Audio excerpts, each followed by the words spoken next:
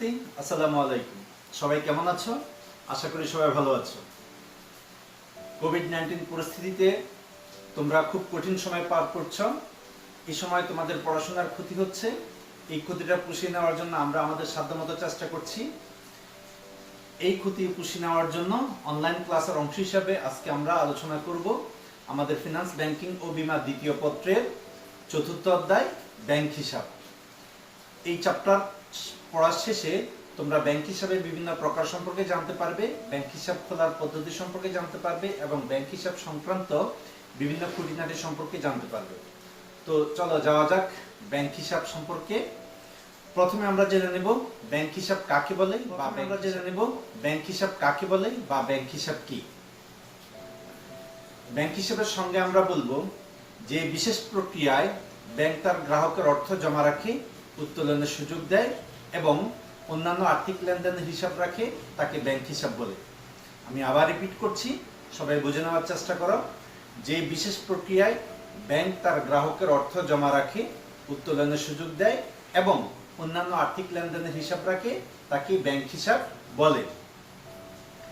Bank হিসাব হলো banking সেবা গ্রহণের ধার, অর্থাৎ ব্যাংক তার গ্রাহককে বিভিন্ন ধরনের ব্যাংকিং সেবা এবং ব্যাংকিং সুবিধা প্রদান করে থাকে। এই ব্যাংকিং সেবাসমূহ উপভোগ করার জন্য বা এই ব্যাংকিং সেবাসমূহ গ্রহণ করার জন্য তোমাকে প্রথমেই ব্যাংক হিসাব খুলতে হবে। কেননা ব্যাংক হিসাব খোলা ছাড়া ব্যাংকের এই সেবাগুলো তুমি গ্রহণ করতে পারবে না। এই কারণে অবশ্যই ব্যাংকিং সেবাসমূহ উপভোগ করার জন্য আমাদের ব্যাংক হিসাব খুলতে হবে। এখন ব্যাংক হিসাব খোলার মধ্য দিয়ে ব্যাংকের সাথে এবং তোমার সাথে একটি চুক্তিবদ্ধ সম্পর্কে সৃষ্টি হবে। অর্থাৎ আমরা যখন ব্যাংক হিসাব খুলব তখন নির্ধারিত প্রক্রিয়া এবং পদ্ধতি অনুসরণ করে আমরা ব্যাংক হিসাব খুলব এবং সেখানে ব্যাংকের কতগুলো টার্মস এন্ড কন্ডিশন থাকবে, সেই কন্ডিশনগুলো মেনে আমরা ব্যাংকের সাথে লেনদেন করব। এই মর্মে আমরা ব্যাংকের সাথে একটি চুক্তিতে আবদ্ধ হই। এই কারণেই বলা হয় যে ব্যাংক হিসাব হলো ব্যাংক এবং তার গ্রাহকের মধ্যে একটি চুক্তিবদ্ধ সম্পর্ক। এ পর্যায়ে আমরা ব্যাংক হিসাবের প্রকারভেদ সম্পর্কে জানব, ব্যাংক হিসাবের শ্রেণীবিভাগ সম্পর্কে জানব। আমরা জানি যে আমাদের দেশে বা আমাদের সমাজে বিভিন্ন শ্রেণী ও পেশার মানুষ রয়েছে। এই সকল শ্রেণী এবং পেশার মানুষের প্রয়োজন একরকম নয়। এক একজন ব্যক্তি বা এক একটি প্রতিষ্ঠানের প্রয়োজন একরকম, চাহিদা একরকম। এই বিভিন্ন শ্রেণী ও পেশার মানুষের প্রয়োজন এবং চাহিদার প্রতি দৃষ্টি রেখে ব্যাংকসমূহ বিভিন্ন ধরনের হিসাব খোলার সুযোগ দিয়ে থাকে। তো এই হিসাবসমূহ সম্পর্কে আমরা এখন বিস্তারিত আলোচনা করব। ব্যাংক হিসাবকে আমরা প্রধানত 4 ভাগে ভাগ করব। 1 নম্বর চলতি হিসাব, 2 নম্বর সঞ্চয় হিসাব, 3 নম্বর স্থায়ী হিসাব এবং 4 নম্বর বিশেষ ধরনের সঞ্চয় হিসাব বা বিশেষ ধরনের মেয়াদি হিসাব। এই 4 প্রকার হিসাব সম্পর্কে আমরা বিস্তারিত আলোচনা করব। প্রথমে আমরা দেখে নেব চলতি হিসাব সম্পর্কে। চলতি হিসাব কি? যে হিসাবে ব্যাংক চলাকালীন সময়ে দৈনিক যতবার খুশি টাকা জমা দেওয়া যায় এবং যতবার খুশি টাকা উত্তোলন করা যায়, উত্তোলিত টাকার নির্দিষ্ট কোনো সীমা নেই, তাকে চলতি হিসাব বলে। আমি আবার রিপিট করছি, যে হিসাবে ব্যাংক চলাকালীন সময়ে দৈনিক যতবার খুশি টাকা জমা দেওয়া যায় এবং যতবার খুশি টাকা উত্তোলন করা যায়, টাকা উত্তোলনের নির্দিষ্ট কোনো সীমা নেই, তাকে চলতি হিসাব বলে। চলতি হিসাবকে 2 ভাগে ভাগ করা যায়। 1 নম্বর সাধারণ চলতি হিসাব, 2 নম্বর বিশেষ চলতি হিসাব। আমি রিপিট করছি, চলতি হিসাবকে আমরা 2 ভাগে ভাগ করি। 1 নম্বর সাধারণ চলতি হিসাব, 2 নম্বর বিশেষ চলতি হিসাব। তাহলে প্রথমে দেখা যাক সাধারণ চলতি হিসাব কাকে বলে। চলতি হিসাব বলতে মূলত সাধারণ চলতি হিসাবকেই বোঝানো হয়। যে হিসাবে ব্যাংক চলাকালীন সময়ে তুমি যতবার খুশি টাকা জমা দিতে পারবে এবং যতবার খুশি টাকা উত্তোলন করতে পারবে, জমাকৃত টাকার উপরে কোনো সুদ প্রদান করা হবে না, তাকে সাধারণ চলতি হিসাব বলে। আমরা চলতি হিসাব বলতে মূলত এই ধরনের চলতি হিসাবকেই বুঝে থাকি। সাধারণ চলতি হিসাবের গ্রাহক যে অর্থ তার অ্যাকাউন্টে বা হিসাবে জমা থাকবে, এই অর্থের উপরে কোনো সুদ পাবে না, বরঞ্চ ব্যাংক চলতি হিসাব পরিচালনা করার জন্য গ্রাহকের কাছ থেকে প্রতি মাসে অথবা নির্ধারিত সময় পর পর নির্দিষ্ট পরিমাণ অর্থ কেটে নেবে। এটাকে আমরা বলে থাকি সাধারণ চলতি হিসাব। বিশেষ চলতি হিসাব, যে চলতি হিসাবের উপর ব্যাংক অর্থাৎ যে চলতি হিসাবের জমাকৃত টাকার উপরে ব্যাংক নির্ধারিত হারে বা খুব স্বল্প হারে সুদ প্রদান করে সেটাকে বিশেষ চলতি হিসাব বলা হয়। এমন কিছু চলতি হিসাব আছে বা থাকে যে হিসাবে একটি নির্দিষ্ট পরিমাণ অর্থ সবসময় জমা থাকে। ব্যাংক যদি ওই অর্থের উপরে স্বল্প হারে সুদ প্রদান করে তবে ওই চলতি হিসাবকে আমরা বিশেষ চলতি হিসাব নামে অভিহিত করব। এই ধরনের চলতি হিসাব দুটি নামে রাখা হয়, স্বল্পমেয়াদী আমানত হিসাব এবং স্বল্পমেয়াদী বা বিজ্ঞপ্তির আমানত হিসাব। এ পর্যায়ে আমরা আলোচনা করব সঞ্চয় হিসাব নিয়ে। সঞ্চয় হিসাব কাকে বলে? যে হিসাবে ব্যাংক চলাকালীন সময়ে দৈনিক যতবার খুশি টাকা জমা দেওয়া গেলেও ব্যাংকের নির্ধারিত নিয়ম মেনে জমাকৃত টাকা উত্তোলন করা হয় এবং জমাকৃত টাকার উপরে ব্যাংক নির্ধারিত হারে সুদ প্রদান করে তাকে সঞ্চয় হিসাব বলে। আমি আবার রিপিট করছি, যে হিসাবে ব্যাংক চলাকালীন সময়ে দৈনিক যতবার খুশি টাকা জমা দেওয়া যায় কিন্তু অর্থ উত্তোলনের ক্ষেত্রে ব্যাংকের নির্ধারিত নিয়ম বা নীতি মেনে অর্থ উত্তোলন করতে হয় তাকে সঞ্চয় হিসাব বলে। সঞ্চয় হিসাবে জমাকৃত টাকার উপরে ব্যাংক নির্ধারিত হারে সুদ প্রদান করে থাকে। আমাদের দেশে ব্যাংকসমূহ গ্রাহকদেরকে বিভিন্ন ধরনের সেবা দিয়ে বা বিভিন্ন ধরনের আকৃষ্টজনক সুদের হার দিয়ে গ্রাহকদেরকে অর্থ সঞ্চয় উদ্বুদ্ধ করে বিভিন্ন ধরনের সঞ্চয় হিসাব খোলার সুযোগ দিয়ে থাকে। এই ধরনের সঞ্চয় হিসাবগুলো নিয়ে আমরা আলোচনা করব। প্রথমে আমরা দেখি সাধারণ সঞ্চয় হিসাব। সঞ্চয় হিসাব বলতে মূলত সাধারণ সঞ্চয় হিসাবকে আমরা বুঝে থাকি যে হিসাবে ব্যাংক চলাকালীন সময়ে যতবার খুশি টাকা জমা দেওয়া যায় কিন্তু ব্যাংকের নির্ধারিত নিয়ম বা নীতি মেনে জমাকৃত অর্থ উত্তোলন করতে হয় তাকে সাধারণ সঞ্চয় হিসাব বলা হয়। এই ধরনের সঞ্চয় হিসাবের উপর ব্যাংক নির্ধারিত হারে সুদ প্রদান করে থাকে। এই ধরনের সঞ্চয় হিসাব খোলার পর ব্যাংক তার গ্রাহককে চেক বই, জমা বই, ডেবিট কার্ড এ ধরনের উপকরণগুলো সরবরাহ করে। অর্থাৎ চেক বই, ডেবিট কার্ড, জমা বই এগুলো ব্যাংক সরবরাহ করে থাকে। এই পর্যায়ে আমরা আলোচনা করব বিশেষ সঞ্চয় হিসাব। সাধারণ সঞ্চয় হিসাবের বাইরেও ব্যাংক বিশেষ শ্রেণীর গ্রাহক বা বিশেষ শ্রেণীর কাস্টমারের জন্য বিভিন্ন ধরনের সঞ্চয় হিসাব খোলার সুযোগ রেখেছে। এই ধরনের সঞ্চয় হিসাবগুলোকে বলা হয় বিশেষ সঞ্চয় হিসাব। এই বিশেষ সঞ্চয় হিসাবগুলো নিয়ে আমরা এখন এক নম্বরে গৃহ সঞ্চয় হিসাব।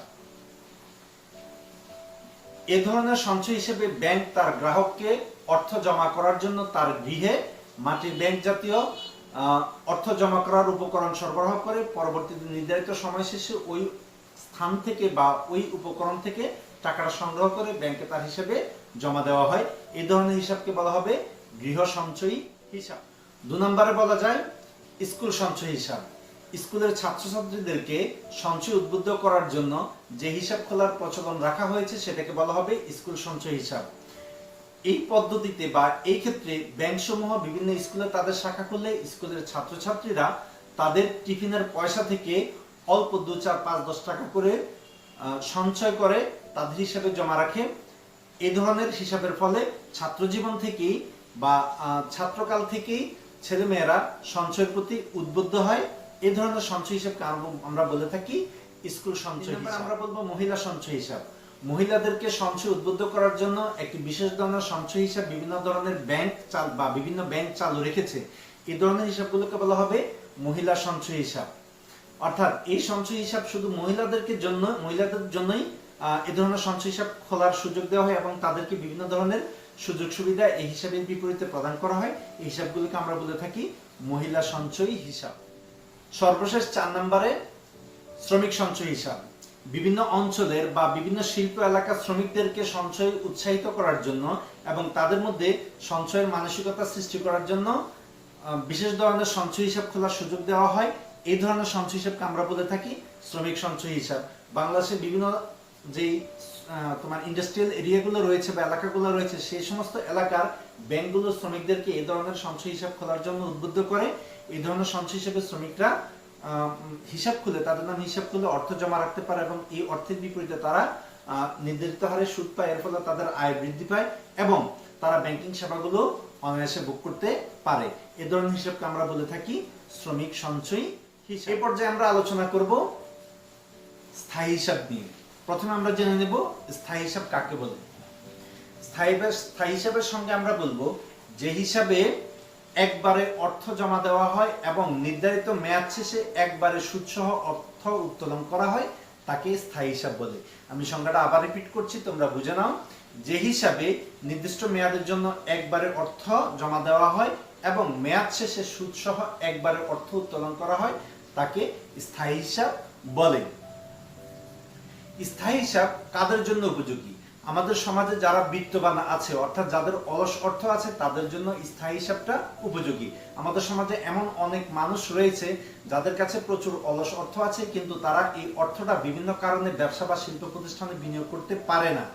তো এই অর্থটা যদি তারা স্থায়ী আমানতে জমা রাখে তাহলে ব্যাংকে মূলধন সৃষ্টি এবং সেই অর্থটা আমাদের দেশের অর্থনীতিতে যায় এবং সেখানে এই অর্থটা ভূমিকা পালন করতে পারে। আর আমানতকারীরা তাদের এই জমাকৃত অর্থের উপরে নির্ধারিত হারে, অনেক ক্ষেত্রে উচ্চ হারে সুদ পেয়ে থাকে, এর ফলে তাদের আয়টাও বৃদ্ধি পায়। এই স্থায়ী হিসাবে অর্থ জমা দিয়ে আমানতকারী এফডিআর রসিদ সংগ্রহ করে এবং নির্ধারিত মেয়াদ শেষে সেই এফডিআর রসিদটা জমা দিয়ে সে তার জমাকৃত অর্থ উত্তোলন করতে পারে। স্থায়ী হিসাবকে আমরা আবার দুভাগে ভাগ করে থাকি, একটা হলো সাধারণ স্থায়ী হিসাব আর একটা হলো বিশেষ সাধারণ স্থায়ী হিসাব। যে স্থায়ী হিসাবে একটা নির্দিষ্ট মেয়াদের জন্য, অর্থাৎ ন্যূনতম 1 মাস সর্বোচ্চ 10 বছর মেয়াদের জন্য অর্থ জমা দেওয়া হয় এবং ওই মেয়াদ শেষে অর্থটা সুদ সহকারে উত্তোলন করা হয়, সেটাকে আমরা বলে থাকি সাধারণ স্থায়ী হিসাব। এই ধরনের স্থায়ী হিসাবে অর্থ জমা দেওয়ার পর আমানতকারী এফডিআর রসিদ পাবে এবং মেয়াদ শেষে ওই রসিদ সহ ব্যাংকে উপস্থাপন করলে সুদ সহ সে তার অর্থটা ফেরত পাবে। এই ধরনের স্থায়ী হিসাবের সুদের হার কিরকম হবে সেটা নির্ভর করবে টাকা বা মেয়াদি আমানতের মেয়াদের উপর, অর্থাৎ মেয়াদের উপর ভিত্তি করে এই ধরনের হিসাবের সুদের হার কম বেশি হতে পারে। 2 নম্বরে বিশেষ মেয়াদি স্থায়ী হিসাব। বিশেষ মেয়াদি স্থায়ী হিসাব হলো এমন এক ধরনের স্থায়ী হিসাব যেই স্থায়ী হিসাবের অর্থ স্বল্প মেয়াদি নোটিশে ব্যাংক ফেরত দিতে বাধ্য থাকে।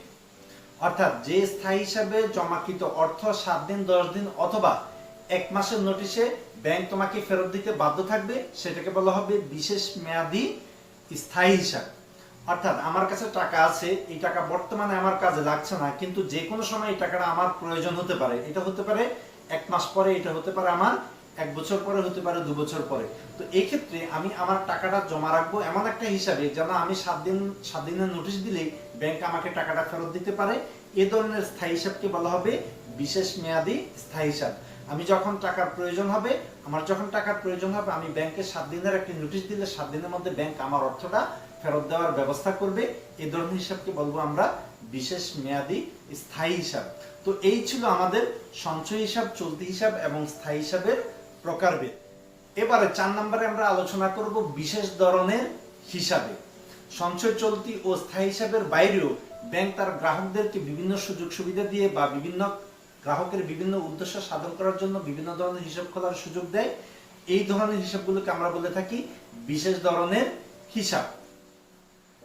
বিশেষ ধরনের হিসাবের 1 নম্বরে আমরা আলোচনা করব ডিপিএস বা ডিপোজিট পেনশন স্কিম হিসাব নিয়ে। ডিপিএস বা ডিপোজিট পেনশন স্কিম হিসাব হলো এমন এক ধরনের হিসাব যে হিসাবে একটা নির্দিষ্ট মেয়াদ পর্যন্ত গ্রাহক প্রতি মাসে অথবা প্রতি বছরে, সাধারণত প্রতি মাসেই হয়ে থাকে, নির্ধারিত পরিমাণ বা নির্দিষ্ট পরিমাণ অর্থ জমা দিবে এবং মেয়াদ শেষে সুদ সহ তার অর্থ একবার উত্তোলন করবে। এই ধরনের হিসাবকে আমরা বলে থাকি ডিপোজিট পেনশন স্কিম হিসাব বা ডিপিএস। এই হিসাবের সাথে আমরা পরিচিত, কারণ আমাদের দেশের অধিকাংশ পরিবারই এই ধরনের হিসাবের মাধ্যমে তাদের অর্থ জমা করে। তো এই হিসাব খোলার পর ব্যাংক গ্রাহককে জমা বই প্রদান করে, সেই জমা বইয়ের মাধ্যমে প্রতি মাসে মাসে গ্রাহক নির্দিষ্ট পরিমাণ অর্থ জমা দিয়ে থাকে। এই অর্থের পরিমাণ সাধারণত সমান হয়ে থাকে, যেমন 500 হলে প্রতি মাসে 500 করে দিবে, 1000 হলে প্রতি মাসে 1000, 2000 হলে প্রতি মাসে 2000। এরকম বিভিন্ন ধরনের বা বিভিন্ন পরিমাণের অর্থ জমা দেওয়ার সুযোগ দিয়ে ধরনের হিসাব খোলার সুযোগ বিভিন্ন ব্যাংকই রেখেছে। আমাদের দেশে এই হিসাবের মাধ্যমে অর্থ জমা রাখা খুবই জনপ্রিয়। 2 নম্বরে আমরা আলোচনা করব বীমা সঞ্চয় হিসাব। যে সঞ্চয় হিসাবের সকল সুযোগ সুবিধার পাশাপাশি ব্যাংক হিসাব গ্রহীতাকে বীমা সুবিধা প্রদান করে, সেটাকে আমরা বলে থাকি বীমা সঞ্চয়ী হিসাব। আমাদের দেশের বিভিন্ন ব্যাংক এই ধরনের হিসাব খোলার গ্রাহকদেরকে সুযোগ দিয়ে থাকে এবং গ্রাহকের কাছে এই ধরনের হিসাবগুলো অনেক ক্ষেত্রেই জনপ্রিয়। 3 নম্বরে আমরা আলোচনা করব পৌনঃপুনিক হিসাব নিয়ে। পৌনঃপুনিক হিসাবটা কি? যে ধরনের সঞ্চয় হিসাবে বা যে ধরনের হিসাবে গ্রাহক একবারে অথবা একাধিকবারে অর্থ জমা দিবে, নির্দিষ্ট মেয়াদ শেষে ওই হিসাব থেকে একবারে অথবা কিস্তিতে অর্থ উত্তোলন করবে, সেটাকে বলা হবে পৌনঃপুনিক হিসাব। 4 নম্বরে আমরা আলোচনা করব ঋণ আমানত হিসাব। ব্যাংক থেকে অর্থ আমরা ঋণ হিসেবে অনেক সময় গ্রহণ করি, কিন্তু এই অর্থ ব্যাংক থেকে অর্থাৎ ব্যাংক থেকে ঋণের অর্থ উত্তোলনের সময় ব্যাংক আমাদেরকে নগদ অর্থ প্রদান করবে না। ব্যাংক অবশ্যই আমাদেরকে ঋণকৃত অর্থ উত্তোলনের জন্য ওই ব্যাংকে একটি হিসাব খুলতে বলবে। এই ধরনের হিসাবকে আমরা বলি ঋণ আমানত হিসাব। তাহলে ঋণ আমানত হিসাবের সংজ্ঞাটা তুমি কিভাবে সাজাবে? ঋণকৃত অর্থ ব্যাংক থেকে উত্তোলনের জন্য যে হিসাব খোলা হয় সেটাকে আমরা বলে থাকি ঋণ আমানত হিসাব। 5 নম্বর অনাবাসিক বহিস্থ হিসাব। দেশের কোন নাগরিক বিদেশে অবস্থান করে দেশের ভিতরে যদি কোনো সঞ্চয়, চলতি বা স্থায়ী হিসাব খুলে অর্থ জমা করে তবে সেটাকে অনাবাসিক বহিস্থ হিসাব বলা হয়। আমাদের দেশের অনেক মানুষ বিদেশে কর্মরত আছে, তারা বিদেশে থেকে সেখান থেকে অর্থ উপার্জন করে দেশের অভ্যন্তরে প্রেরণ করে। অনেক সময় তারা তাদের নিজের নামে হিসাব খুলেছে এবং বিদেশ থেকে তাদের উপার্জিত অর্থ তাদের নামে সঞ্চয়, চলতি এবং স্থায়ী হিসাবে জমা করে। এই ধরনের হিসাবগুলোকে আমরা বলে থাকি অনাবাসিক বহিস্থ হিসাব। সর্বশেষ 6 নম্বরে আমরা আলোচনা করব বৈদেশিক মুদ্রা হিসাব। দেশের কোন নাগরিক বিদেশে অবস্থানরত অবস্থায় দেশের মধ্যে হিসাব খুলে যদি অর্থ প্রেরণ করে এবং তার মনোনীত ব্যক্তিরা যদি ওই অর্থ উত্তোলন করে তবে তাকে বৈদেশিক মুদ্রা হিসাব বলা হয়। যেমন তোমার একজন পরিচিত ব্যক্তি, তিনি আমেরিকাতে আছেন, তিনি এখানে একটি হিসাব খুলে গেছেন, তার মনোনীত ব্যক্তি ওই হিসাব থেকে প্রতি মাসে মাসে অর্থ উত্তোলন করে। এই ধরনের হিসাবকে বলা হবে বৈদেশিক মুদ্রা হিসাব। এই হিসাবের সাহায্যে আমদানি রপ্তানি বাণিজ্যের লেনদেনগুলো সম্পাদন করার সুযোগ থাকে। আমাদের দেশে বিভিন্ন ধরনের ব্যাংক এই ধরনের হিসাব বা বিভিন্ন ব্যাংক এই ধরনের হিসাব খোলার সুযোগ দিয়ে থাকে। তো এই ছিল আমার আজকের ক্লাসের আলোচনা। আজকে আমরা আমাদের ব্যাংক হিসাবের বিভিন্ন প্রকারভেদ সমূহ আলোচনা করেছি। আশা করছি পরবর্তী যে জুম ক্লাস আছে সেই জুম ক্লাসে এই হিসাবগুলো কিভাবে খুলতে হবে সেই প্রক্রিয়াটা আমরা আলোচনা করব। তো তোমরা হিসাব খোলার প্রক্রিয়াটা যদি জেনে যাও তাহলে তোমাদের এই চ্যাপ্টারে আর খুব গুরুত্বপূর্ণ কিছু থাকবে না। এরপরে যদি গুরুত্বপূর্ণ কিছু থাকে সেটা অবশ্যই আমরা তোমাদেরকে জুম ক্লাসে পড়িয়ে দেওয়ার চেষ্টা করব। তো সবাই ভালো থাকো, সুস্থ থাকো, সবার সুস্বাস্থ্যতা কামনা করি। আজকের মতো বিদায় নিচ্ছি। আসসালামু আলাইকুম, খোদা হাফেজ। সবাই ঘরে থাকি, সুস্থ থাকি, নিরাপদে থাকি, নিজে সুস্থ থাকি, পরিবারকে সুস্থ রাখি, দেশকে সুস্থ রাখি। ধন্যবাদ।